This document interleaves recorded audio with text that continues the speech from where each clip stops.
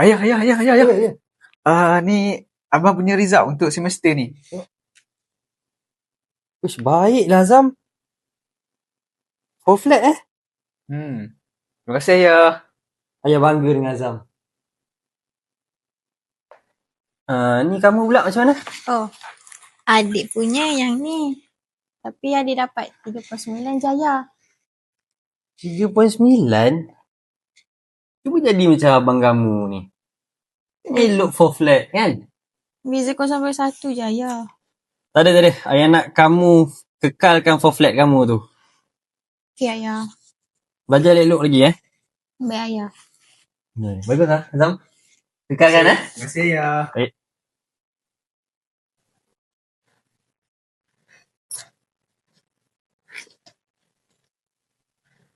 Fit.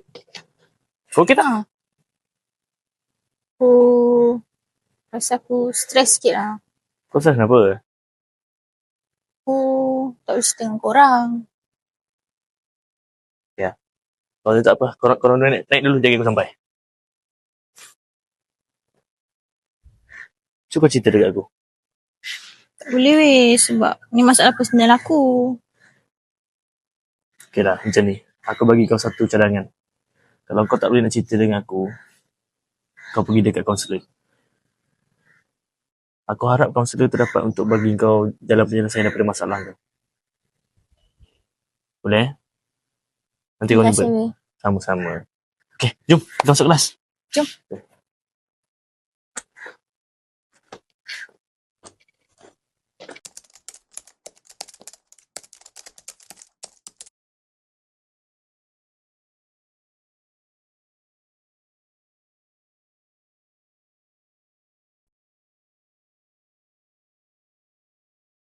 Hello Cik Fitri. Cik Fitri ada buat appointment untuk sesi kaunseling. Hari ni saya free. Boleh datang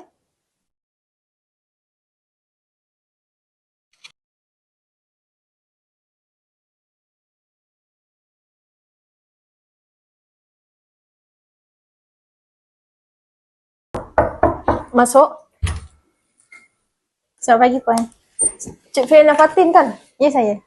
Sila duduk. Cik, apa khabar? Saya sihat. Sebelum kita mulakan sesi ni, saya nak bagi tahu sepanjang sesi akan dirakam untuk tujuan tertentu. Ini dalam prosedur bagi sesi kaunseling. Tetapi jika perkara tersebut boleh membahayakan diri Cik Fitri ataupun orang lain, itu boleh menjadi salah satu bukan tanggungjawab kita untuk dedahkan. Jadi, boleh kita mulakan sesi sekarang? Sebenarnya saya ada masalah. Saya rasa penat dan burn out sangat bila saya belajar. Sebab ayah selalu nakkan saya dapat 4 flat setiap semester. Saya dah usaha, saya dah cuba. Tapi ayah tetap nak saya teruskan usaha dan banding-bandingkan saya dengan abang saya. Saya tak ada tempat nak mengadu. Jadi saya pilih untuk jumpa puan untuk berkongsi masalah saya. Berdasarkan apa yang Cik Fitri dah ceritakan tadi, saya dapati Cik Fitri sebenarnya letih dan tertekan dengan bebanan pelajaran. Ditambah pula dengan ekspektasi daripada ibu bapa Cik Fitri terhadap Cik Fitri untuk dapat markah ataupun result yang bagus. Betul puan. Saya sayang ayah saya tapi harapan diorang buat saya rasa stres. Saya faham situasi Cik Fitri sekarang. Jadi sebagai langkah alternatif untuk kita selesaikan masalah ni, apa yang Cik Fitri nak lakukan? Saya terfikir untuk jujur dengan ayah tapi saya takut ayah kecewa. Alternatif lain, mungkin saya perlu ambil cuti hujung minggu sepenuhnya tanpa menyentuh buku langsung untuk pulihkan tenaga saya dulu. Tadi Cik Fitri ada cakap Cik Fitri takut ibu bapa Cik Fitri kecewa dengan prestasi pembelajaran. Dan lepas Cik Fitri cakap untuk mengambil tindakan cuti untuk hujung minggu ataupun tinggalkan pembelajaran tu sekejap, Saya rasa mungkin satu alternatif yang sesuai lah untuk Cik Fitri pulih semula. Saya rasa, yelah puan, saya kena rehatkan minda saya dahulu untuk cuti hujung minggu ni. Nanti lepas saya dah pulih sikit, baru saya cuba untuk cakap dengan ayah macam mana. Bagus, tu satu tindakan yang amat berani awak cuba ambil untuk masa ni.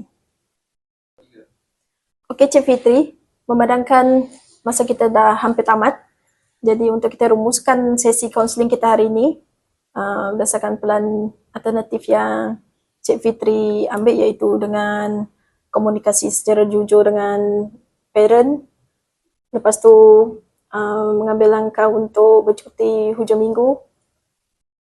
Itu merupakan satu plan yang amat bagus. Jadi untuk sesi seterusnya kita akan jumpa balik untuk tengok progres seterusnya. Baik, terima kasih puan. Saya selapang sikit. Sama-sama. Kita jumpa balik untuk sesi seterusnya. Baik puan.